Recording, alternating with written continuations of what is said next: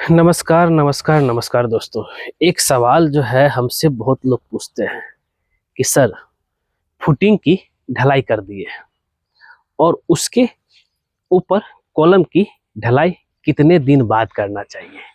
और आपको जानकारी के लिए बता दूं, थोड़ा सतर्क हो जाइए, सावधान हो जाइए।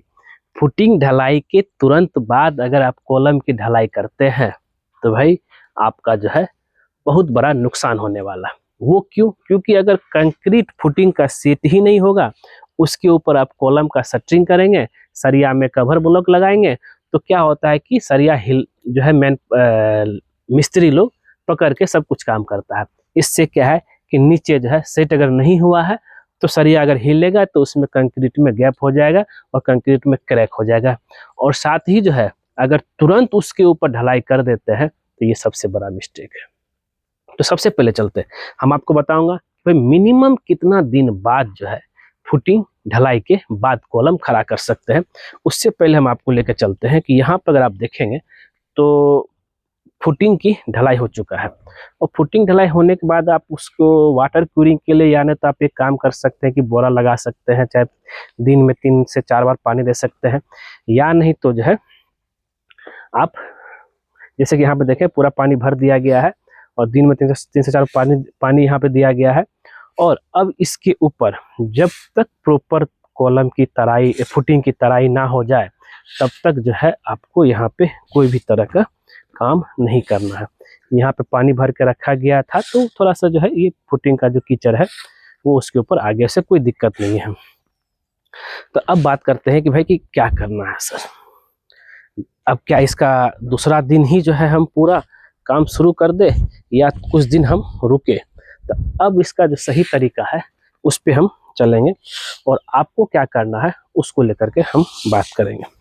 देखिए, आपको पता है कि भाई कंक्रीट को सेट होने में जो है आपका मैक्सिमम सेटिंग टाइम जो है 10 घंटा है, लेकिन हम लोग जो है प्रॉपर 24 घंटा लेके चलते हैं कि भाई 24 घंटा में प्रॉपर तरीके से जो है, मतलब इन फाइनल सेटिंग टाइम 10 आवर है, तो 24 घंटा में पूरा कंक्रीट सेट हो जाएगा।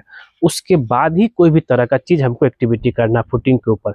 24 घंटा के बाद अगर चाहते हैं आप तो आप जो है सेंटर लाइन निकाल करके कॉलम का सेंटर लाइन निकाल लिए और उसका स्टार्टर ढलाई कर सकते हैं, क्योंकि उसका लोड कम होता है।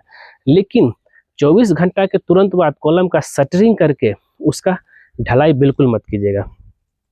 क्योंकि क्या है कि भाई आपका फुटिंग अभी तक जो है प्रॉपर तैयार नहीं हुआ है कि भाई क्योंकि अब जब फुटिंग का काम होगा उसके ऊपर कॉलम काम होगा, उसके ऊपर लेबर चढ़ेगा, उसके ऊपर जो है पूरा प्रॉपर तो शटरिंग होगा, फिर कंक्रीट को जो है पोरिंग होगा, ढलाई होगा कॉलम का, फिर उसमें कंक्रीट वाइब्रेटर इस्तेमाल होगा और नीचे का जो है फुटिंग आपका अभी तक सेट नहीं हुआ है।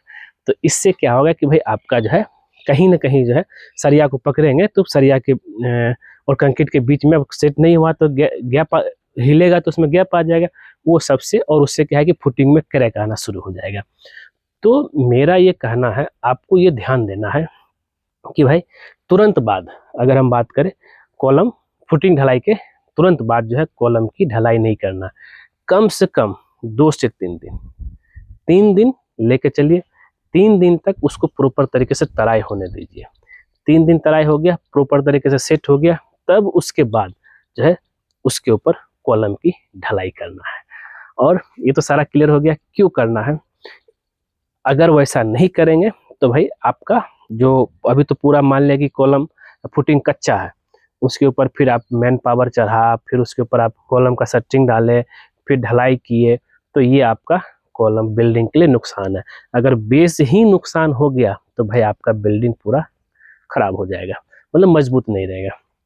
इसलिए कम से कम 3 दिन रुकिए, प्रॉपर तराई हो जाने दीजिए, सेट हो जाने दीजिए, तब कॉलम का शटरिंग करके ढलाई कीजिए। ये जो है सबसे सही तरीका है। तो दोस्तों, कैसा लगा ये जानकारी? पसंद आए जरूर इसको जो लाइक कीजिए, शेयर कीजिए, कमेंट कीजिए, और ऐसे ही वीडियो देखने के लिए सिविल इंजीनियर दीपक कुमार के चैनल को सब्सक्राइब जरूर कर दीजिएगा।